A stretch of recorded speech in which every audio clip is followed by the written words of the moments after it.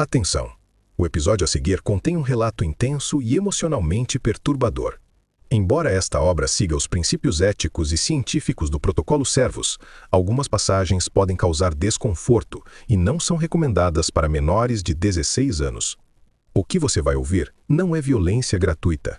É um mergulho profundo nas contingências do comportamento humano, onde o desejo se mistura à dor e o silêncio torna-se linguagem. Respire fundo. O episódio 3 vai começar. A sessão seguinte começou com uma tensão quase palpável no ar. Alpha não veio sozinho. Ao lado dele, na poltrona que normalmente ficava vazia, estava ela, pequena, encolhida, mas com um olhar que alternava entre o medo e uma faísca de desafio. Alpha começou a falar, retomando a narrativa da sessão anterior, pintando o quadro com suas cores, suas justificativas. Mas Robert o interrompeu. A voz calma, porém firme, sem espaço para negociação. Alpha, eu preciso ouvir a versão dela agora, sem interrupções. Por favor. Direcionou o olhar para a mulher. Pode me contar como as coisas eram para você? Ela olhou para baixo, depois para o canto. A voz demorou a sair, como se tivesse que empurrar alguma coisa pesada do peito. Ele sempre foi bruto, desde o começo. Duro, do tipo que fala cuspindo os dentes. Um risinho curto, sem graça, quase um escarro emocional. Eu não gostava não. Sério mesmo. Quando ele fechava a cara com aquele olho de quem vai bater antes de falar, dava medo. Dava vontade de sair correndo. Silêncio. Mas ela continuou. Só que, quando ele ficava calado demais, seco demais, me deixando no vácuo, aí era pior. Eu ficava me remoendo. Um ódio que subia, sabe? Queimava aqui, ó. Ela bateu no meio do peito com a palma. Aí eu queria que ele viesse. Que me pegasse de uma vez, sem perguntar. Que me agarrasse com força, com raiva, com vontade. A voz endureceu. Os olhos brilharam com algo que nem ela parecia entender. Não era romance, não. Não era florzinha. Era pra me mostrar que eu era dele. Que ele mandava. Que ele não ia me deixar ali, largada, invisível. E então a frase, engasgada. Nem que fosse daquele jeito torto. No tapa. No tranco. No sofá da sala com a TV ligada e o som da novela passando por cima da minha respiração. Robert descruzou as pernas devagar, apoiando os antebraços sobre as coxas, o corpo levemente inclinado, como quem se inclina sem perceber. Ela deu uma risada curta, nervosa. Sei lá, doutor. Eu não sou doida, mas às vezes eu achava que, se ele me pegasse daquele jeito, era porque ainda me queria. Robert escutava em silêncio profissionalmente da melhor forma que sabia fazer. O silêncio que se impunha para abafar o ruído do próprio julgamento moral, para tentar ouvir a função por trás daquela confissão dolorosa e contraditória. Reforço ambivalente em sua forma mais crua, ela continuou, agora com mais fluidez, como se uma comporta tivesse se rompido. Descrevia cenas que, isoladas do contexto de medo e dor que as permeavam, poderiam soar excitantes. Às vezes era bom, doutor. Eu sei que parece errado de falar, mas era. A voz dela saiu mais firme, como quem carrega um segredo que já pesava demais. Quando ele me jogava na cama daquele jeito bruto, segurando meu pulso firme, sabe? Tipo quando a mão dele encaixava aqui, ó. Ela mostra o pulso como se a memória ainda apertasse. E o bafo dele quente aqui no meu cangote, eu ficava toda acesa, sem pensar. Ela soltou um meio sorriso nervoso, depois cortou a risada no meio. Quando ele me virava de costas e metia a mão na bunda mesmo, sem aviso, eu gemia, doutor. Gemia de doer, mas gemia. E logo emendou, como se tentasse justificar para si mesma. Não era só tesão, não. Era raiva embolada com vontade. Tipo assim, agora você vai ver. Ela morde o lábio, não de charme, de contenção, mas segue. Teve uma vez que ele me encostou na parede da cozinha, ali do lado da geladeira que fazia aquele barulho que irritava ele.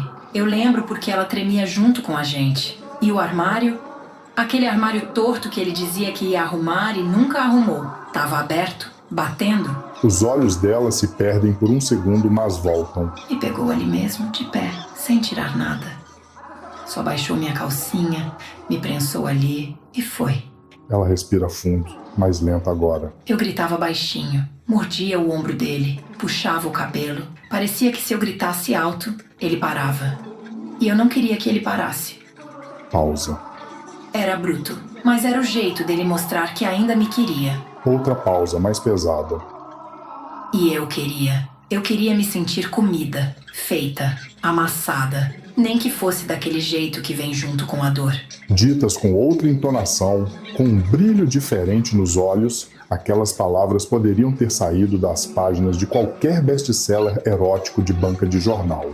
O controle narrativo da situação era instável, frágil. A mesma topografia comportamental, o tapa, a imobilização, a ordem, podia ser lida como jogo erótico ou como violência pura, dependendo de quem contava, de quando parava, de qual olhar acompanhava o ato. Mas então, a narrativa dela mudava de tom. A voz perdia qualquer traço de ambiguidade, tornava-se opaca, pesada. E vinham os detalhes que faziam Robert sentir um arrepio frio na espinha, os dentes trincando involuntariamente. Mas às vezes, a dor doía mais do que eu dava conta de aguentar. A voz dela já não vinha da garganta, parecia vir do estômago. Foi ali, na cozinha mesmo. Ele tinha me colocado de costas, encostada na pia, calcinha abaixada. Eu tava quente, não vou mentir, tava querendo. Só que aí, sem dizer nada, ele pegou o pote de delícia que tava ali do lado. Bateu com força na pia. A tampa voou longe. O pote rachou no meio. Quebrou tudo. Amarelo, azul e branco. Sabe aquelas cores da seleção? Bonito e tudo pra gente botar fé. Mas ali, naquele pote quebrado, era só enganação.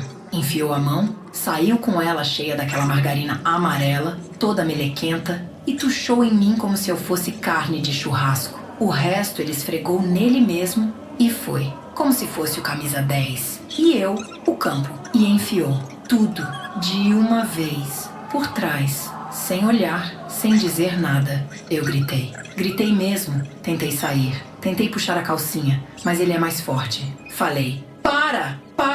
Não! Já deu! Caralho, tá doendo! Implorei mais de uma vez. Ela olha para baixo, pro chão, olhos cheios de lágrimas. Eu tentei sair.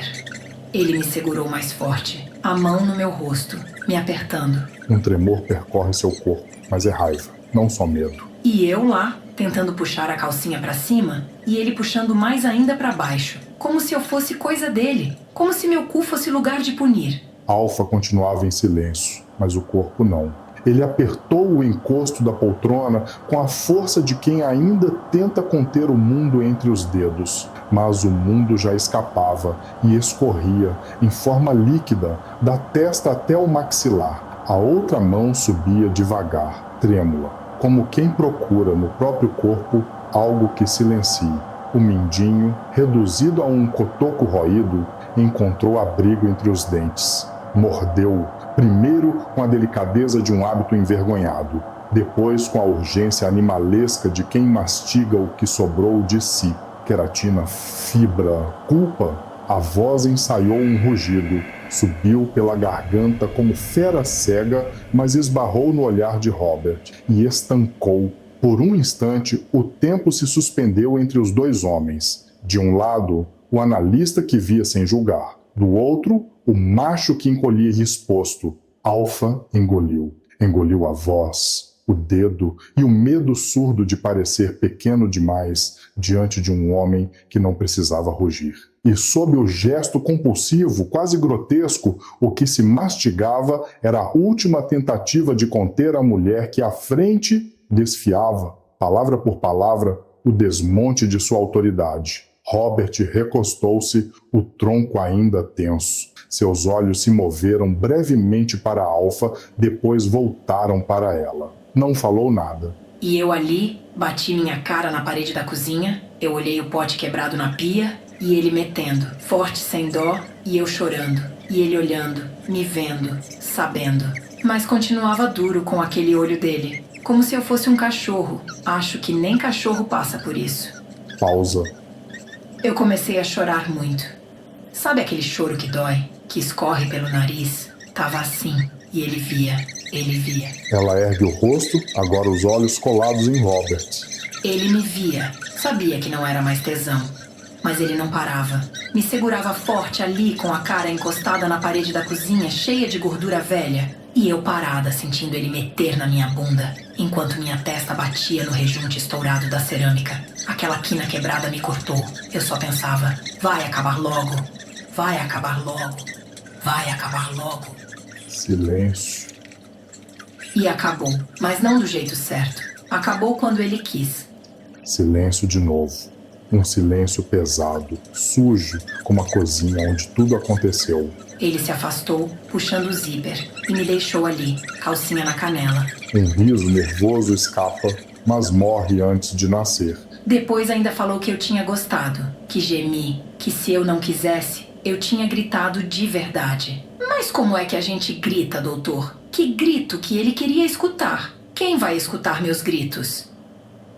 Robert não se moveu, apenas piscou uma vez, lentamente, como se o corpo inteiro tivesse aceitado o silêncio como resposta possível. Ele não anotava, não perguntava, nem fingia saber o que fazer.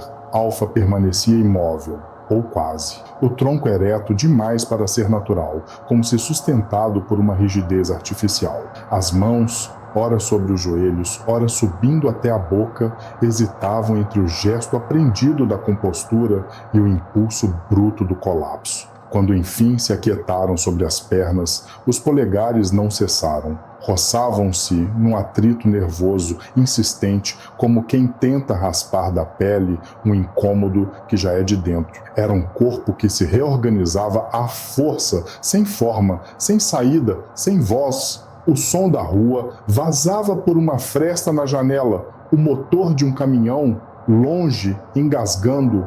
Lá fora, o mundo seguia. Dentro do consultório, apenas o som irregular da respiração dela e a dele, as duas fora de compasso. Robert umedeceu os lábios quase imperceptivelmente, como se precisasse recuperar a voz, mas não disse nada. O cheiro também estava ali. Um cheiro espesso, amargo.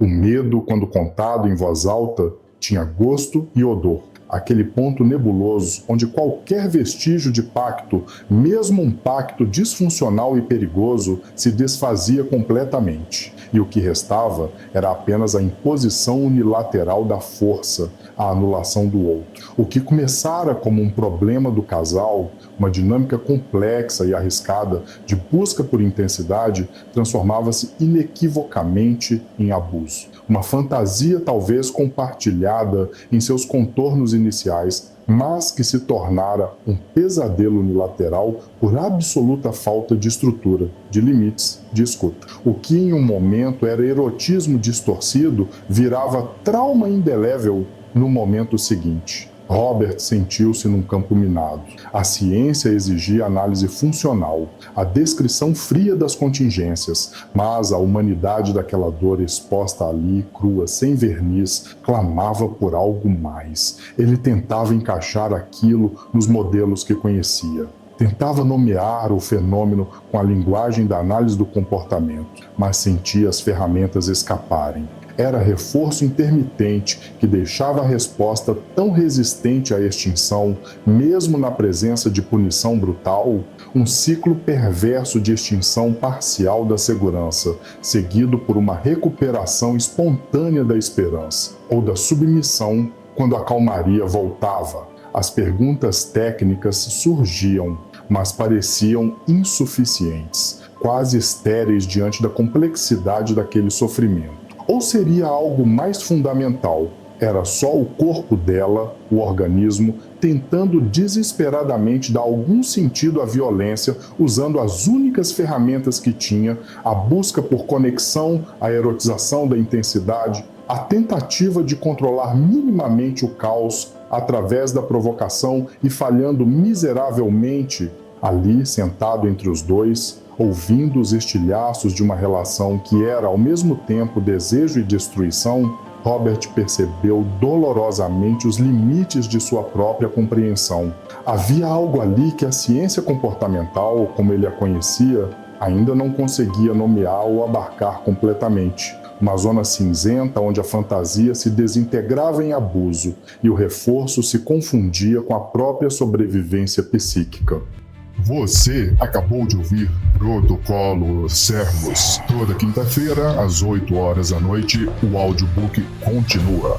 Inscreva-se no canal, ative o sininho e siga no Instagram, @Sidney Reis Psicólogo. Adquira sua versão impressa pelo link aqui na descrição ou pelo QR Code que aparece na sua tela. Não se esqueça que você pode entrar em contato comigo para se tornar um apoiador cultural. A marca da sua empresa pode estar nos próximos episódios.